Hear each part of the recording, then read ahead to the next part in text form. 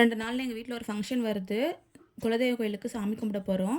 இது தவம் செய்யறதுன்னு சொல்லுவாங்க. எப்பயுமே 3 வருஷத்துக்கு ஒரு வாட்டி தவம் செய்வாங்க. ஆனா, எங்க வீட்ல வந்து ஒரு 12 வருஷம் கிட்ட கேப் ஆயிடுச்சு. இப்போ இந்த வருஷம் தான் சாமி கும்பிட போறோம். அதனால வந்து 2 நாள் தான் இருக்கு. இப்போவே வேலைய ஆரம்பிச்சிடலான்னு சொல்லிட்டு வீட்ல இருக்க பெட்ஷீட் எல்லாம் துவைச்சு போட்டுட்டேன். சம்மர் ஸ்டார்ட் ஆயிடுச்சு. பெரிய பெரிய பெட்ஷீட்லாம் கீழ எடுத்து போட்டிருந்தோம். சரி எல்லாம் கையோட ஒரேடியா துவைச்சு எல்லாத்தையும் மடிச்சு மேல தூக்கி போட்டுடலான்னு சொல்லிட்டு நல்லா வெயில்ல காய வச்சு மடிச்சு வச்சுட்டேன். கெடா வெட்டுறதுனால நான்வெஜ் தான் செய்வோம். அதனால பூண்டு, வெங்காயம்லாம் தேவைப்படும். கோயிலுக்கு போயிட்டு வந்து உடனே சமைக்கிற மாரி இருக்கும். அந்த டைம்ல எல்லாத்தையும் உரிச்சிட்டு இருக்க முடியாதுன்னு சொல்லிட்டு, கொஞ்சம் கொஞ்சமா உரிச்சு வச்சிடலான்னு சொல்லிட்டு வெங்காயத்தலாம் உரிச்சு வச்சிருந்தேன். நான் மேரேஜ் ஆயி இது என்னுடைய ஃபர்ஸ்ட்டு தவம். பாப்புக்குட்டி பொறந்தனால எனக்கும் பாப்புக்குட்டிக்கும் ஃபர்ஸ்ட்டு டைம் தவம் செய்றோம். எப்படி செய்வாங்க என்னான்னு எனக்கே தெரியாது. ஃபர்ஸ்ட் டைம் நானே பார்க்க போறேன். என்னென்ன செய்றாங்க, எப்படி எப்படி பண்றாங்கன்னு சொல்லிட்டு அடுத்தடுத்த வீடியோல நான் அப்டேட் பண்றேன்.